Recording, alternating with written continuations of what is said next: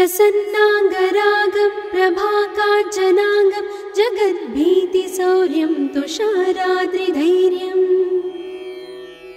तृणीभूतहेतिं रणोद्यद्विभूतिं भजे वायुपुत्रं पवित्राप्तमित्रम्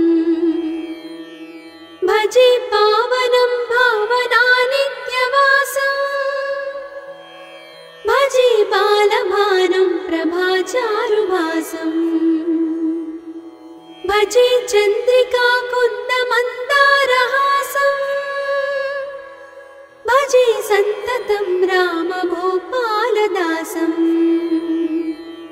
भजे लक्ष्मणप्राणरक्षातिदक्षं भजे तोषितानेकगीर्वाणपक्षम्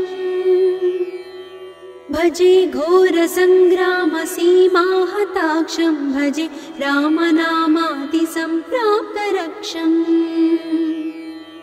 कृताभीलनादं क्षितिक्षिप्तपादम् घनक्रान्तभृङ्गं कटिस्थोरुजङ्घम् वियद्व्याप्तकेशं भुजाश्लेषितास्मम् जयश्री समेतं भजे रामदूतम् चलद्वालघातं भ्रमच्चक्रवालं कठोराट्टहासं प्रभिन्नाब्जजाण्डम् महासिंहनादाद्विशीर्णत्रिलोकं भजे आञ्जनेयं प्रभुं वज्रकायम् रणे भीषणे मेघनादे सनाधे सरोषे समारोपिते मित्रमुख्ये खगानां घनानां सुराणां च मार्गे नतं तं वहं तं हनुमन्तमीडे कनद्रत्नजम्भारिदम्भोळिधारं कनद्दन्तनिर्धूतकालोग्रदन्तम् पदाघातभीताब्धिभूताधिवासं रणक्षोणिदक्षं भजे पिङ्गळाक्षम् महाग्राहपीडा महोत्पातपीडा महारोगपीडा महातीव्रपीडा हरत्यासुते पादपद्मानुरक्तो नमस्ते कपिश्रेष्ठ रामप्रियो यः सुधा सिन्धुमुल्लङ्घ्य नाथोग्रदीप्तः सुधा चौषधीस्था प्रगुप्तप्रभावः षडद्रोणशैलस्य सारेण सेतुं विना भूस्वयं कः समर्थः कपीन्द्रः निरातङ्कमाविश्य लङ्कां विसम्पो भवानेव सीतातिशोकापहारी समुद्रान्तरङ्गादिरौद्रं विनिद्रम् विलङ्घ्योरुजङ्घस्तुता मर्त्यसङ्घः रमानाथ रामः क्षमानाथ रामः अशोकेन शोकं विहाय प्रहर्षम् वनान्तर्घनं जीवनं दानवानं विपाट्य प्रहर्षात् हनुमान् त्वमेव जराभारतो भूरिपीडां शरीरे निराधारणारूढगाढप्रतापे भवत्पादभक्तिं भवद्भक्तिरक्तिं कुरु श्रीहनुमत्प्रभो मे दयाळो महायोगिनो ब्रह्मरुद्रादयो वा न जानन्ति तत्त्वं निजं राघवस्य कथं ज्ञायते मातृसे नित्यमेव प्रसीद प्रभो वानरेन्द्रो नमस्ते नमस्ते महासत्त्ववाहाय तुभ्यं नमस्ते महावज्रदेहाय तुभ्यं नमस्ते परिभूतसूर्याय तुभ्यम् नित्यकार्याय तुभ्यम् नमस्ते सदा ब्रह्मचर्याय तुभ्यम् नमस्ते सदा वायुपुत्राय तुभ्यम् नमस्ते सदा पिङ्गलाक्षाय तुभ्यम् नमस्ते सदा रामभक्ताय तुभ्यम् हनुमद्भुजङ्गप्रयातं प्रभाते प्रदोषेऽपि वाचाथ रात्रेऽपि मर्त्यः पठन्नस्नतोऽपि प्रमुक्ताघजालः सदा सर्वदा रामभक्तिं प्रयाति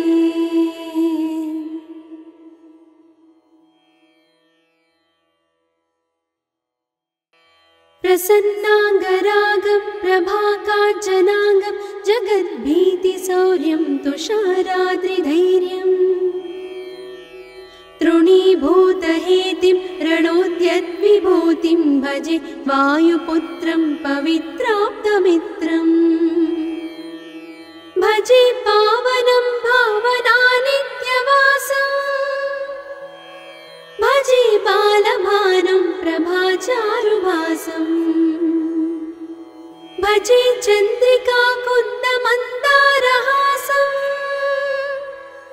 भजे सन्ततं रामभूपालदासम् भजे लक्ष्मणप्राणरक्षातिदक्षं भजे तोषितानेकगीर्वाणपक्षम् भजे घोरसङ्ग्रामसीमाहताक्षं भजे रामनामातिसम्प्राप्तरक्षम् कृताभीलनादं क्षितिक्षिप्तपादम् घनक्रान्तभृङ्गं कटिस्थोरुजङ्घम् वियद्व्याप्तकेशं भुजाश्लेषितास्मम् जयश्री समेतं भजे रामदूतम् चलद्वालघातं भ्रमच्चक्रवालं कठोराट्टहासं प्रभिन्नाब्जजाण्डम् महासिंहनादाद्विशीर्णत्रिलोकं भजे आञ्जनेयं प्रभुं वज्रकायम् रणे भीषणे मेघनादे सनाधे सरोषे समारोपिते मित्रमुख्ये खगानां घनानां सुराणां च मार्गे नतं तं वहं तं हनुमन्तमीडे कनद्रत्नजम्भारिदम्भोळिधारं कनद्दन्तनिर्धूतकालोग्रदन्तम् पदाघातभीताब्धिभूताधिवासं रणक्षोणिदक्षं भजे पिङ्गलाक्षम् महाग्राहपीडा महोत्पातपीडा महारोगपीडा महातीव्रपीडा हरत्यासुते पादपद्मानुरक्तो नमस्ते कपिश्रेष्ठ रामप्रियो यः सुधा सिन्धुमुल्लङ्घ्य नाथोग्रदीप्तः सुधा चौषधीस्था प्रगुप्तप्रभावः षडद्रोणशैलस्य सारेण सेतुं विना भूस्वयं कः समर्थः कपीन्द्रः निरातङ्कमाविश्य लङ्कां विसङ्को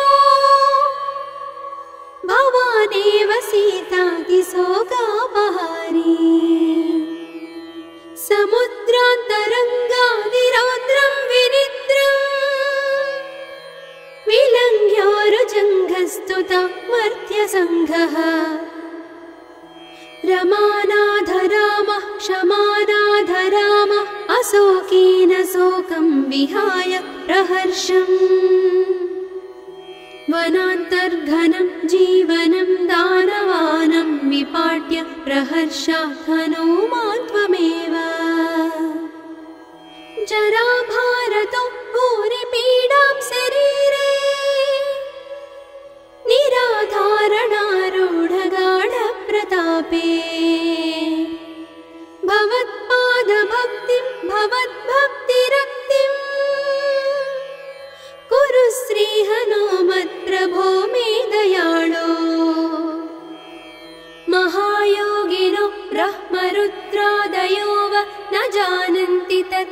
निजं राघवस्य कथं ज्ञायते मातृसे नित्यमेव प्रसीद प्रभो वानरेन्द्रो नमस्ते नमस्ते महासत्त्ववाहाय तुभ्यं नमस्ते महावज्रदेहाय तुभ्यं नमस्ते परिभूतसूर्याय तुभ्यं नमस्ते कृतामर्त्यकार्याय तुभ्यं नमस्ते सदा ब्रह्मचर्याय तुभ्यं नमस्ते सदा वायुपुत्राय तुभ्यं नमस्ते सदा पिङ्गळाक्षाय तुभ्यं नमस्ते सदा रामभक्ताय तुभ्यं हनुमद्भुजङ्गप्रयातं प्रभाते प्रदोषेऽपि वाचाथ रात्रेऽपि मर्त्यः पठन्नस्नतोऽपि प्रमुक्ताघजालः सदा सर्वदा रामभक्तिं प्रयाति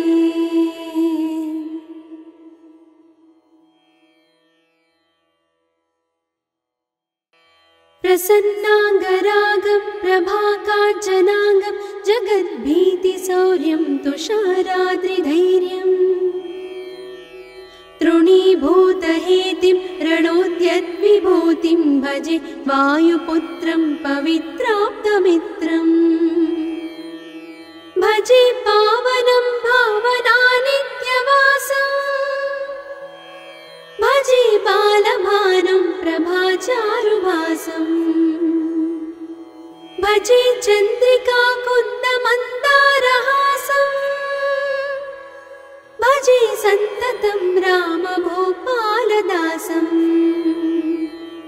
भजे लक्ष्मणप्राणरक्षातिदक्षं भजे तोषितानेकगीर्वाणपक्षम्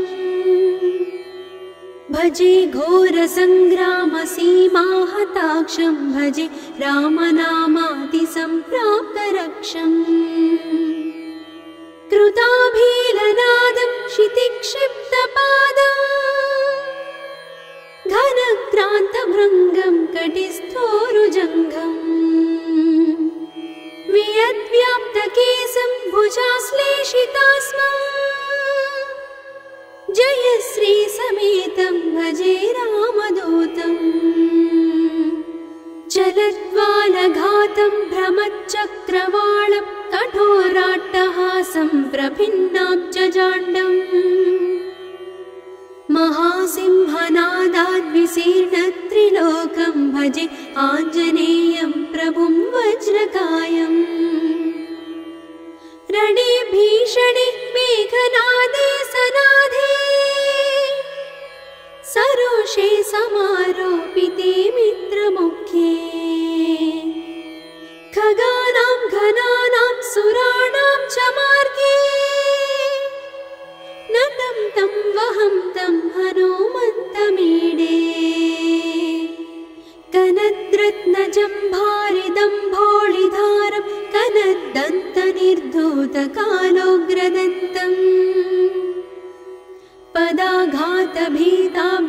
पदाघातभीताब्धिभूताधिवासं रणक्षोणिदक्षं भजे पिङ्गळाक्षम्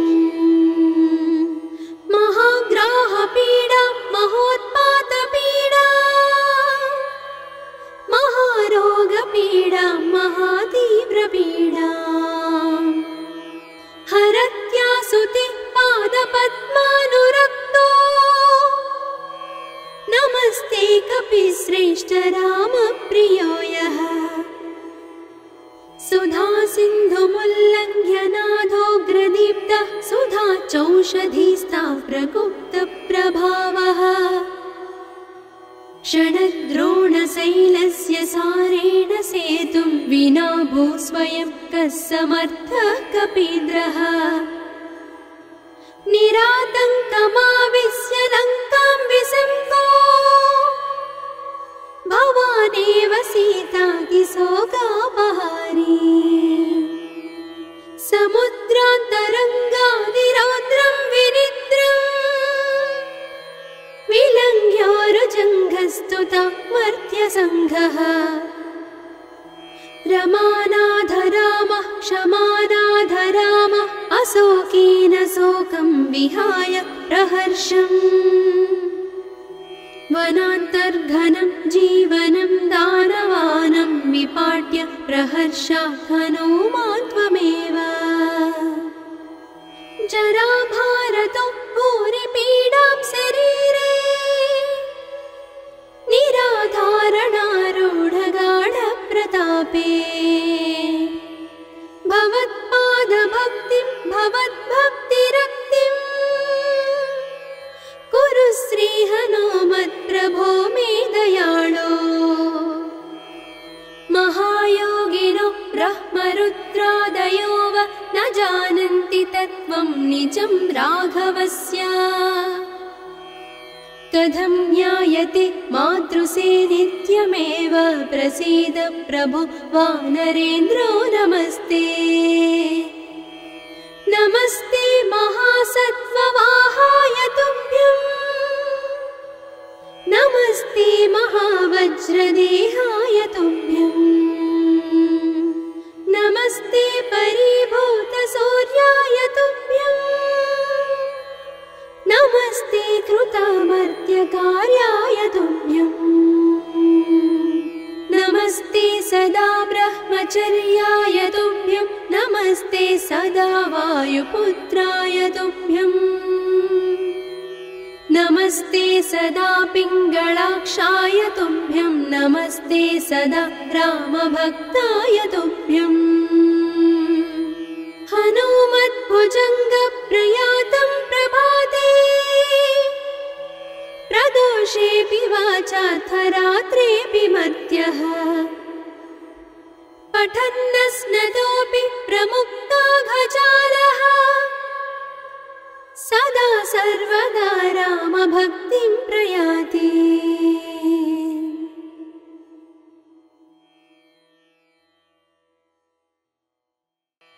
प्रसन्नाङ्गरागं प्रभाकाञ्चनाङ्गं जगद्भीतिशौर्यं तुषाराद्रिधैर्यम् तृणीभूतहेतिं रणोद्यद्विभूतिं भजे वायुपुत्रं पवित्राप्तमित्रम् भजे पावनं भावनानित्यवासम् भजे बालभानुं प्रभाचारुभासम् भजे चन्द्रिका कुन्दमन्दारहासम् भजे सन्ततं रामभूपालदासम् भजे लक्ष्मणप्राणरक्षातिदक्षं भजे तोषितानेकगीर्वाणपक्षम् भजे घोरसङ्ग्रामसीमाहताक्षं भजे रामनामातिसम्प्राप्तरक्षम् कृताभीलनादं क्षितिक्षिप्तपादम् घनक्रान्तभृङ्गं कटिस्थोरुजङ्घम् वियद्व्याप्तकेशं भुजाश्लेषितास्मम् जयश्री समेतं भजे रामदूतम् चलद्वालघातं भ्रमच्चक्रवालं कठोराट्टहासं प्रभिन्नाब्जजाण्डम् महासिंहनादाद्विशीर्णत्रिलोकं भजे आञ्जनेयं प्रभुं वज्रकायम् रणे भीषणे मेघनादे सनाधे सरोषे समारोपिते मित्रमुख्ये खगानां घनानां सुराणां च मार्गे नतं तं वहं तं हनुमन्तमीडे कनद्रत्नजम्भारिदम्भोळिधारं कनद्दन्तनिर्धूतकालोग्रदन्तम् पदाघातभीताब्धिभूताधिवासं रणक्षोणिदक्षं भजे पिङ्गळाक्षम् महाग्राहपीडा महोत्पातपीडा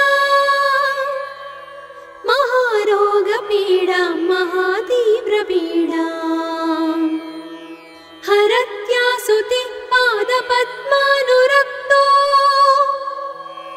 नमस्ते कपिश्रेष्ठ रामप्रियो यः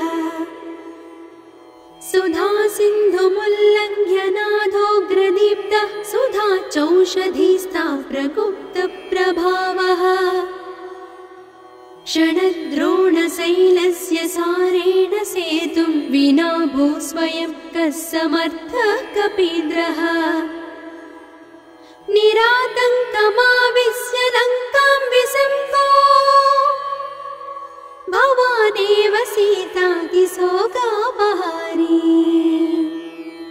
समुद्रान्तरङ्गादिरौद्रं विनिद्रम् विलङ्घ्योरुजङ्घस्तुता मर्त्यसङ्घः रमानाथ रामः क्षमानाथ रामः अशोकेन शोकं विहाय प्रहर्षम् वनान्तर्घनं जीवनं दानवानं विपाट्य प्रहर्षात् हनूमान् त्वमेव जराभारतो भूरिपीडां शरीरे निराधारणारूढगाढप्रतापे भवत्पादभक्तिं भवद्भक्तिरक्तिम् कुरु श्रीहनुमत्प्रभो मे दयाळो महायोगिनो ब्रह्मरुद्रादयो वा न जानन्ति तत्त्वं निजं राघवस्य कथं ज्ञायते मातृसे नित्यमेव प्रसीद प्रभो वानरेन्द्रो नमस्ते नमस्ते महासत्त्ववाहाय तुभ्यं नमस्ते महावज्रदेहाय तुभ्यं नमस्ते परिभूतसूर्याय तुभ्यं नमस्ते कृतामर्त्यकार्याय तुभ्यं नमस्ते सदा ब्रह्मचर्याय तुभ्यं नमस्ते सदा वायुपुत्राय तुभ्यं नमस्ते सदा पिङ्गळाक्षाय तुभ्यं नमस्ते सदा रामभक्ताय तुभ्यं हनुमद्भुजङ्गप्रयातं प्रभाते प्रदोषेऽपि वाचार्थरात्रेऽपि मर्त्यः पठन्नस्नतोऽपि प्रमुक्ताघजालः सदा सर्वदा रामभक्तिं प्रयाति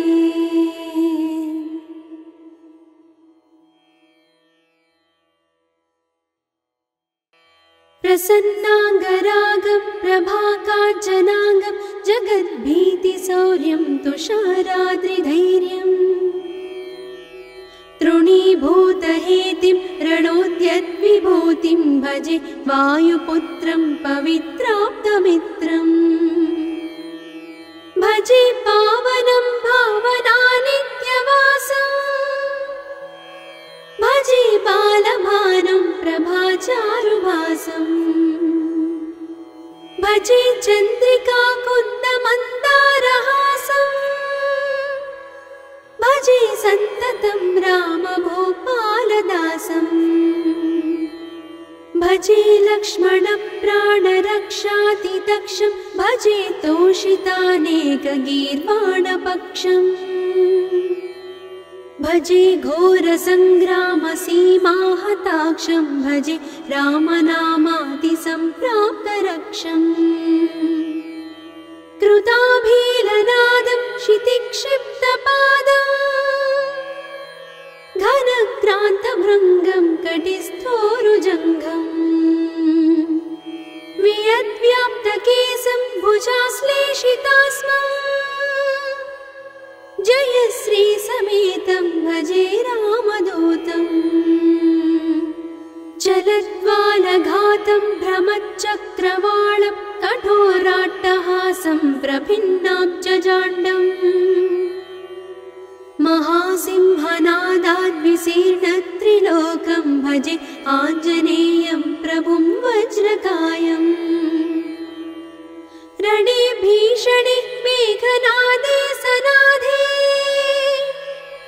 सरोषे समारोपिते मित्रमुख्ये खगानां घनानां सुराणां च मार्गे नतं तं वहं तं हनुमन्तमीडे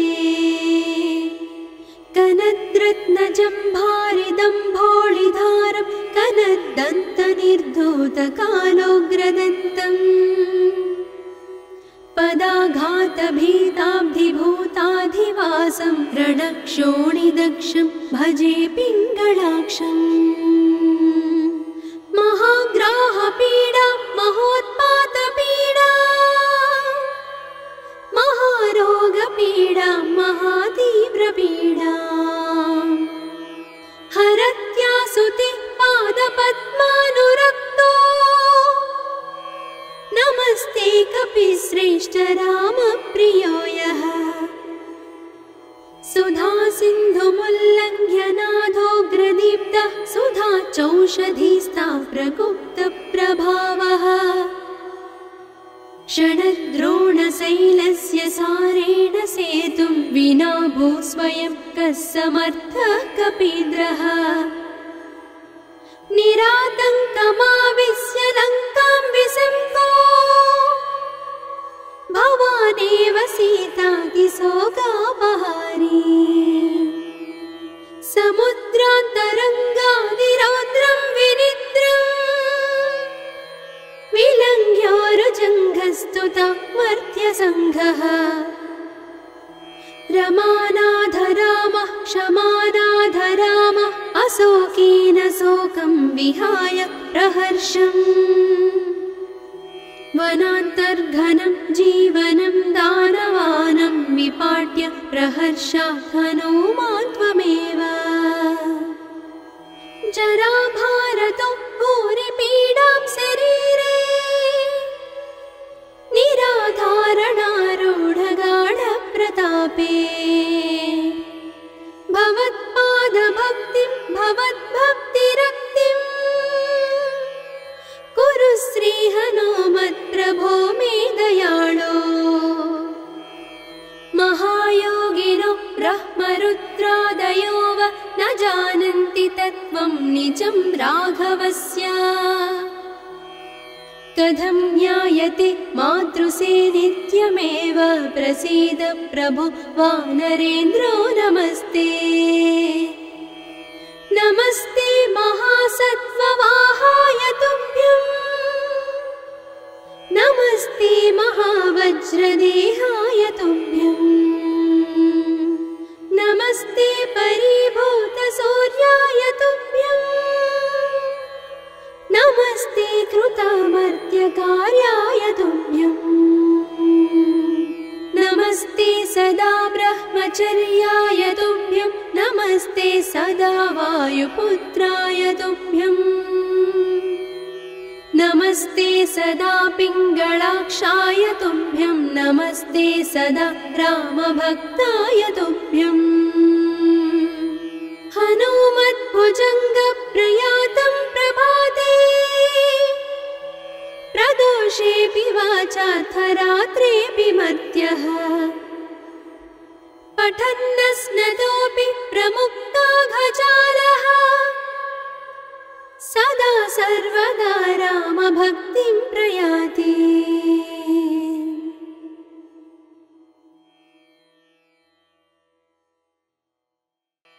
प्रसन्नाङ्गरागं प्रभाकाञ्चनाङ्गं जगद्भीतिशौर्यं तुषाराद्रिधैर्यम्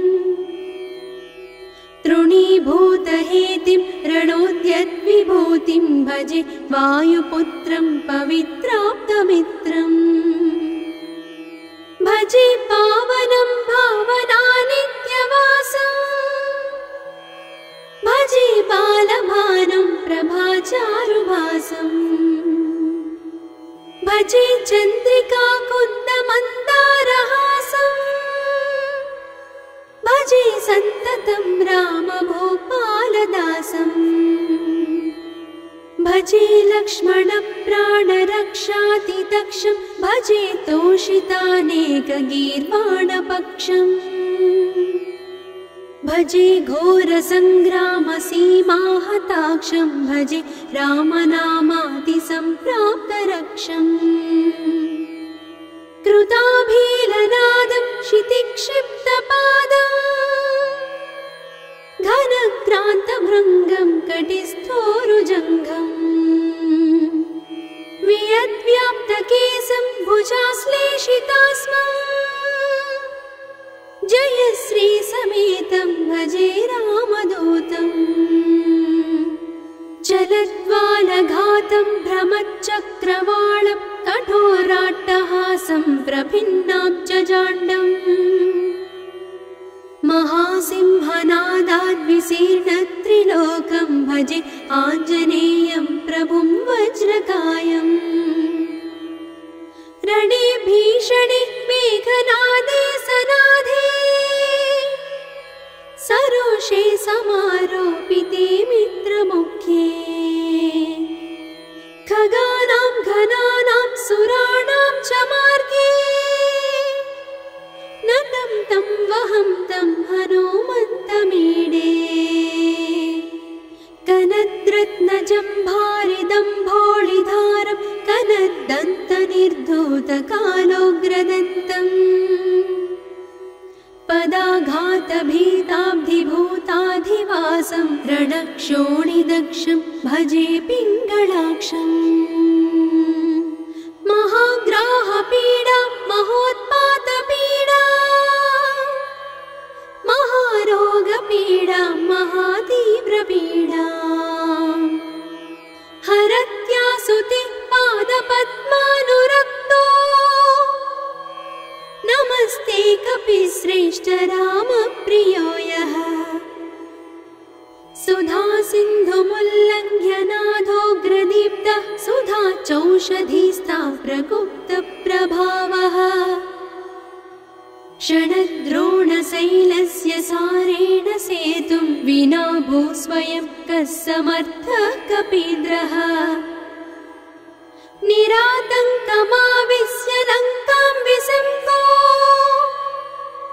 भवानेव सीतातिशोकापहारी समुद्रान्तरङ्गादिरौद्रं विनिद्रम् विलङ्घ्योरुजङ्घस्तुता मर्त्यसङ्घः रमानाथ रामः क्षमानाथ रामः अशोकेन शोकं विहाय प्रहर्षम् वनान्तर्घनं जीवनं दानवानं विपाट्य प्रहर्षात् हनुमान् त्वमेव जराभारतो भूरिपीडां शरीरे निराधारणारूढगाढप्रतापे भवत्पादभक्तिं भवद्भक्तिरक्तिं कुरु श्रीहनुमत्प्रभो मे दयाळो महायोगिनो ब्रह्मरुद्रादयो वा न जानन्ति तत्त्वं निजं राघवस्य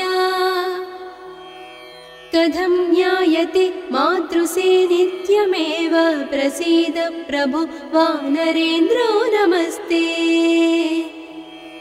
नमस्ते महासत्त्ववाहाय तुभ्यं नमस्ते महावज्रदेहाय तुभ्यं नमस्ते परिभूतसूर्याय तुभ्यं नमस्ते कृतामर्त्यकार्याय तुभ्यं नमस्ते सदा ब्रह्मचर्याय तुभ्यं नमस्ते सदा वायुपुत्राय तुभ्यं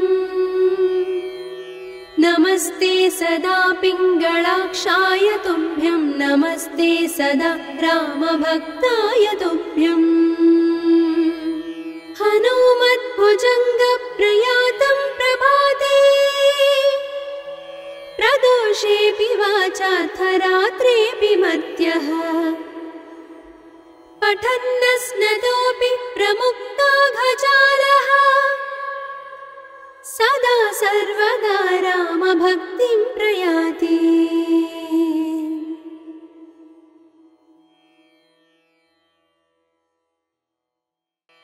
प्रसन्नाङ्गरागं प्रभाकाञ्चनाङ्गं जगद्भीतिशौर्यं तुषाराद्रिधैर्यम् तृणीभूतहेतिं रणोद्यद्विभूतिं भजे वायुपुत्रं पवित्राप्तमित्रम् भजे पावनं भावनानित्यवासम् भजे बालभानुं प्रभाचारुभासम् भजे चन्द्रिका कुन्दमन्दारहासम् भजे सन्ततं रामभूपालदासम् भजे लक्ष्मणप्राणरक्षातिदक्षं भजे तोषितानेकगीर्वाणपक्षम् भजे घोरसङ्ग्रामसीमाहताक्षं भजे रामनामातिसम्प्राप्तरक्षम् कृताभीलनादं क्षितिक्षिप्तपादम् घनक्रान्तभृङ्गं कटिस्थोरुजङ्घम् वियद्व्याप्तकेशं भुजाश्लेषितास्मम् जयश्री समेतं भजे रामदूतम् चलद्वालघातं भ्रमच्चक्रवालं कठोराट्टहासं प्रभिन्नाब्जजाण्डम् महासिंहनादाद्विशीर्णत्रिलोकं भजे आञ्जनेयं प्रभुं वज्रकायम् रणे भीषणे मेघनादे सनाधे सरोषे समारोपिते मित्रमुख्ये खगानां घनानां सुराणां च मार्गे नतं तं वहं तं हनुमन्तमीडे कनद्रत्नजम्भारिदम्भोळिधारं कनद्दन्तनिर्धूतकालोग्रदन्तम् पदाघातभीताब्धिभूताधिवासं रणक्षोणिदक्षं भजे पिङ्गळाक्षम् महाग्राहपीडा महोत्पातपीडा महारोगपीडा महातीव्रपीडा हरत्यासुते पादपद्मानुरक्तो नमस्ते कपिश्रेष्ठ रामप्रियो यः सुधा सिन्धुमुल्लङ्घ्य नाथोग्रदीप्तः सुधा चौषधीस्था प्रगुप्तप्रभावः षडद्रोणशैलस्य सारेण सेतुं विना भूस्वयं कः समर्थः कपीन्द्रः निरातङ्कमाविश्य लङ्कां विसङ्को भवानेव सीतातिशोकापहारी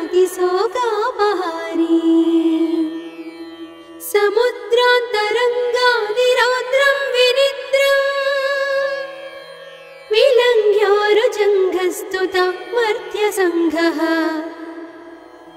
रमानाथ रामः क्षमानाथ रामः अशोकेन शोकं विहाय प्रहर्षम्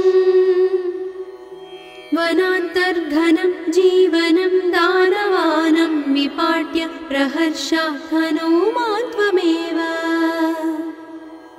जराभारतो भूरिपीडां शरीरे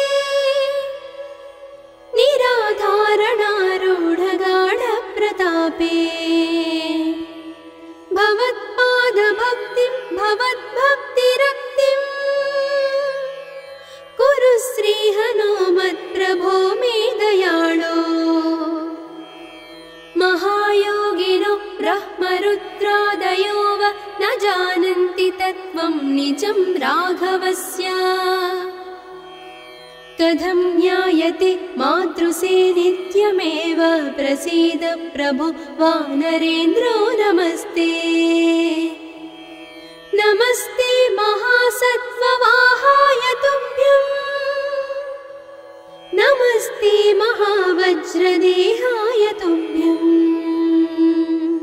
नमस्ते परिभूतसूर्याय तुभ्यं नमस्ते कृतामर्त्यकार्याय तुभ्यं नमस्ते सदा ब्रह्मचर्याय तुभ्यं नमस्ते सदा वायुपुत्राय तुभ्यं नमस्ते सदा पिङ्गळाक्षाय तुभ्यं नमस्ते सदा रामभक्ताय तुभ्यं हनुमद्भुजङ्गप्रयातं प्रभाते प्रदोषेऽपि वाचाथ रात्रेऽपि मर्त्यः पठन्नस्नतोऽपि प्रमुक्ताघजालः सदा सर्वदा रामभक्तिं प्रयाति।